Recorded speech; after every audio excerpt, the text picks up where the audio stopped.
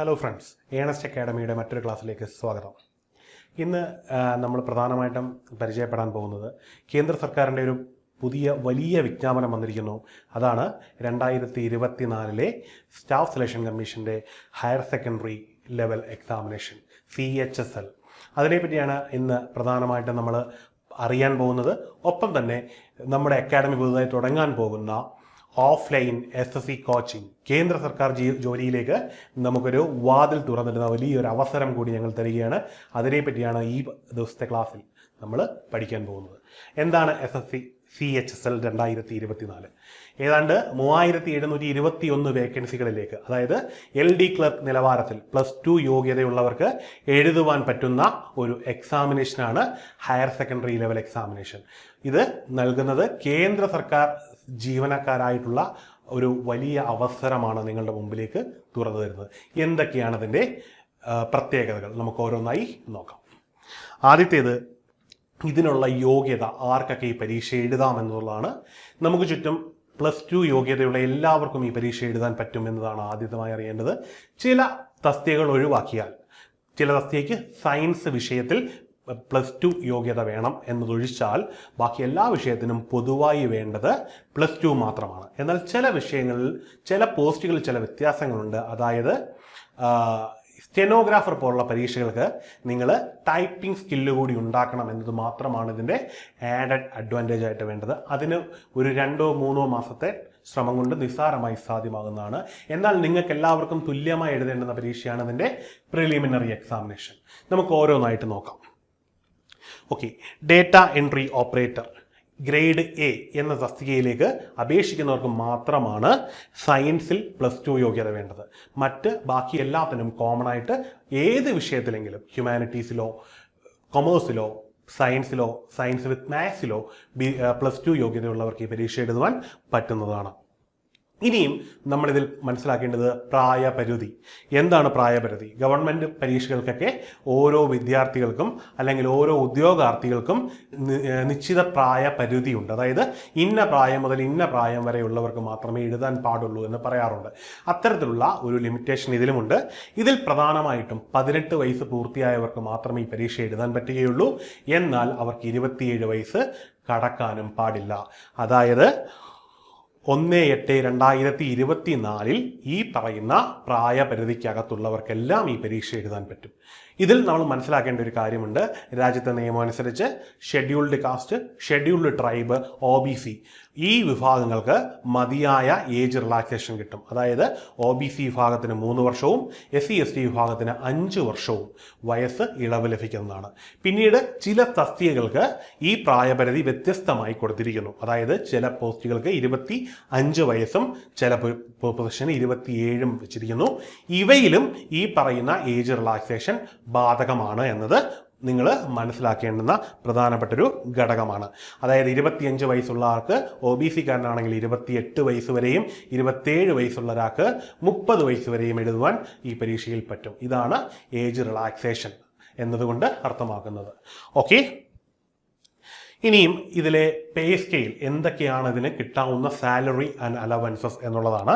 ഇതിൽ പ്രധാനമായിട്ടും LD lower divisional clerk എന്ന തസ്തികയിൽ അപേക്ഷിച്ച് ജോലി കിട്ടിയാൽ നിങ്ങളെ കാത്തിരിക്കുന്നത് ഏതാണ്ട് 63,000 രൂപ വരെയുള്ള ഉയർന്ന ശമ്പളമാണ്. തുടക്കത്തിൽ ഗ്രേഡ് പേ പറയുന്നത് 19,900 മുതൽ 63,200 ആണെങ്കിൽ പോലും നിങ്ങൾ കയറുമ്പോൾ നിങ്ങൾക്ക് കിട്ടുന്ന സാലറി എന്ന് പറയുന്നത് ഓൾമോസ്റ്റ് 35,000 രൂപ മുതൽ ഏതാണ്ട് 45,000 രൂപ വരെയുള്ള ഉയർന്ന ഒരു ശമ്പളമാണ്. അതും കേന്ദ്ര സർക്കാർ സ്ഥാപനത്തിൽ നിന്നും. ഇനിയും അതുപോലെ ഓർത്തിരിക്കേണ്ട അടുത്ത തസ്തികയാണ് ഡേറ്റ എൻട്രി ഓപ്പറേറ്റർ DEO. ഇത് ലെവൽ ഉയർന്നതാണ്. അതുകൊണ്ട് തന്നെ ഇവിടുത്തെ പേ സ്കെയിലും കുറച്ച് കൂടുതലാണ്. 25,500 മുതൽ 81,100 വരെയാണ് ഇവിടുത്തെ പേ സ്കെയിൽ. ഈ ഒരു വലിയ പേ സ്കെയിലിലേക്കാണ് ഈ ഒരു ഓപ്പർച്യൂണിറ്റി നിങ്ങളെ കാത്തിരിക്കുന്നത്.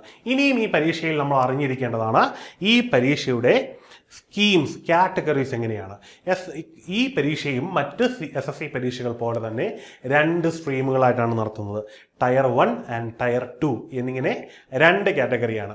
ടയർ 1-ൽ എല്ലാവരും തുല്യരായി എഴുതുമ്പോൾ ടയർ 2-ൽ സെപ്പറേറ്റ് ആയിട്ട് നമ്മൾ അപേക്ഷിച്ച കാറ്റഗറിയിലേക്ക് വ്യത്യസ്തങ്ങളായ പരീക്ഷകളായിരിക്കും കണ്ടക്ട് ചെയ്യുന്നത്. അതിൽ സ്റ്റെനോഗ്രാഫേഴ്സിന് ടൈപ്പിംഗ് സ്കിൽ അടക്കമുള്ളത് പരീക്ഷിക്കുന്നുണ്ട്. അതുകൊണ്ട് തന്നെ ടയർ 2-നെ സംബന്ധിച്ച് മറ്റൊരു ക്ലാസ്സിൽ വിശദമായിട്ട് പറഞ്ഞു തരാം. ഇപ്പോൾ നമ്മൾ ടയർ 1, നമ്മൾ ഈ ടയർ 1 പാസ്സായെങ്കിൽ മാത്രമേ ടയർ 2-ലേക്കുള്ള യോഗ്യത നേടുകയുള്ളൂ.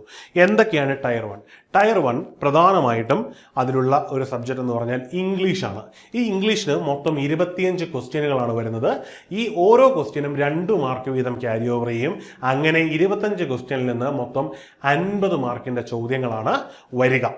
അടുത്തതായി വരുന്നത് ജനറൽ ഇന്റലിജൻസ് ആണ്. ഈ ജനറൽ ഇന്റലിജൻസിലും ക്വസ്റ്റ്യനുകൾ 25 എണ്ണമാണുള്ളത്. അതിൻ്റെയും മാർക്ക് 2 മാർക്കാണ്. അത് ക്യാരി ഓവർ ചെയ്യുന്നതും 50 മാർക്കാണ്. ഇനിയുമുള്ളത് ക്വാണ്ടിറ്റേറ്റീവ് ആപ്റ്റിറ്റ്യൂഡ്, അതായത് മാത്തമാറ്റിക്സ് ആണ്.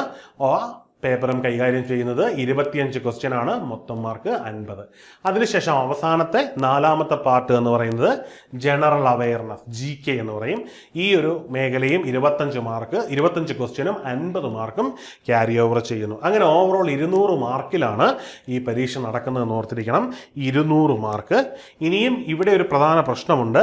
200 മാർക്കിൽ 1/3 മാർക്ക് നെഗറ്റീവ് ഉണ്ടാവും. നിങ്ങൾ അറ്റൻഡ് ചെയ്യുന്ന ഓരോ ചോദ്യത്തിനും തെറ്റാണ് എങ്കിൽ 1/3 മാർക്ക് നിങ്ങളുടേത് കിട്ടിയ മാർക്ക് നഷ്ടപ്പെട്ടു പോകും എന്നത് ഇവിടുത്തെ ഒരു പ്രധാനപ്പെട്ട ഒരു കാര്യമാണ്. അത് ഓർത്ത് വെച്ചേക്കുക.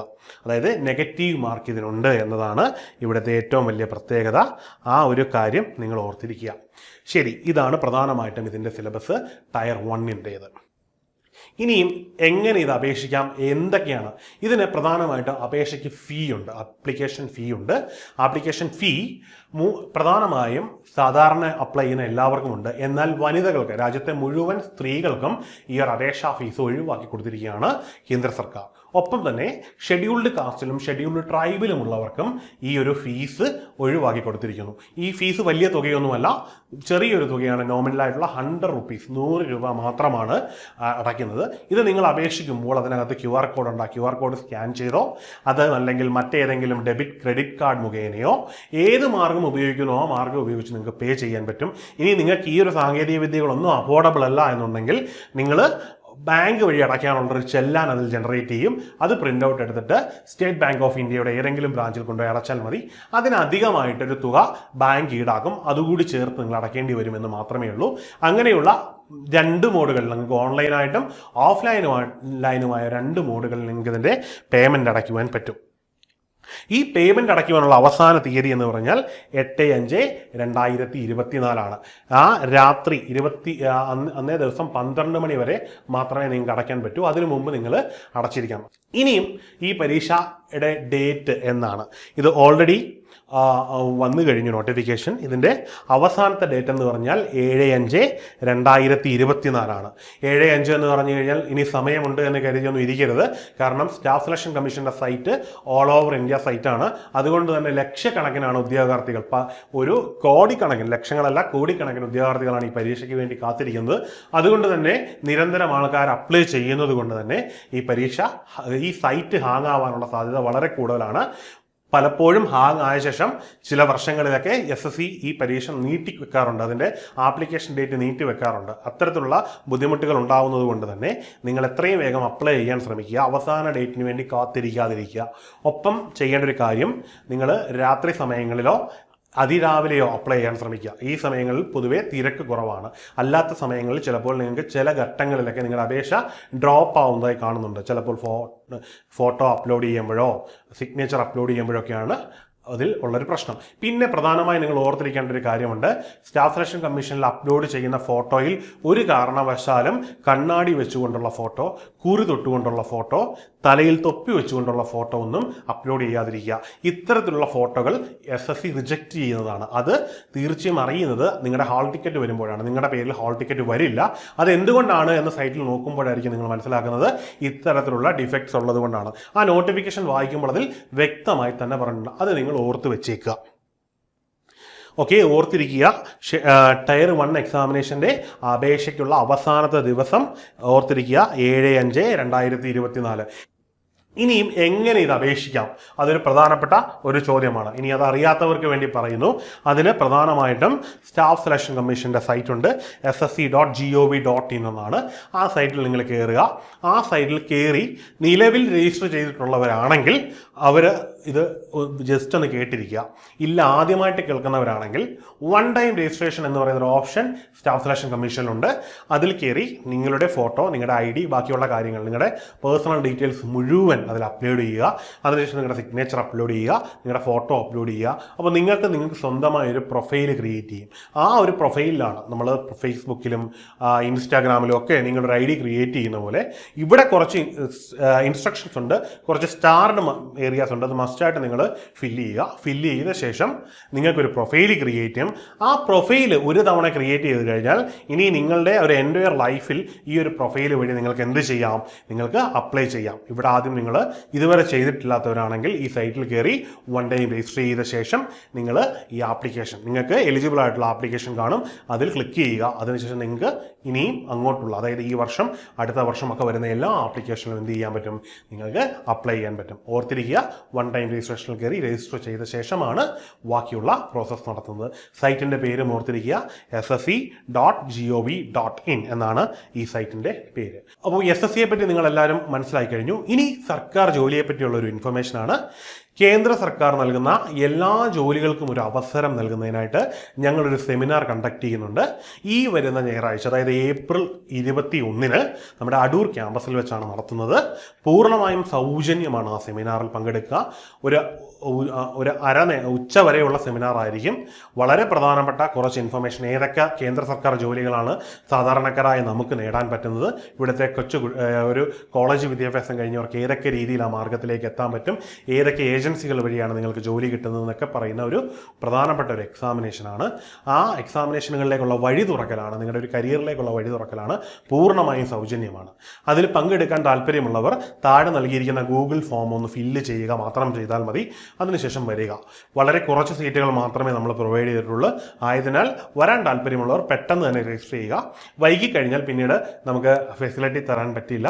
അതിനുശേഷം ഞങ്ങളോട് വിഷമിക്കരുത്. അതുകൊണ്ട് തന്നെ പറയുന്നു, നിങ്ങൾ കാണുന്ന സമയത്ത് തന്നെ ഫില്ല് ചെയ്തോളുക. കേന്ദ്ര സർക്കാർ ജോലികളുമായി ബന്ധപ്പെട്ട SSC, RRB, NDPS മുതലായ കേന്ദ്ര സർക്കാർ ജോലികളെ പറ്റി കൂടുതൽ കാര്യങ്ങൾ നിങ്ങൾ അറിയണമെങ്കിൽ ഞങ്ങളുടെ ചാനൽ നിങ്ങൾ സബ്സ്ക്രൈബ് ചെയ്യുക, ഫോളോ ചെയ്യുക. Thank you.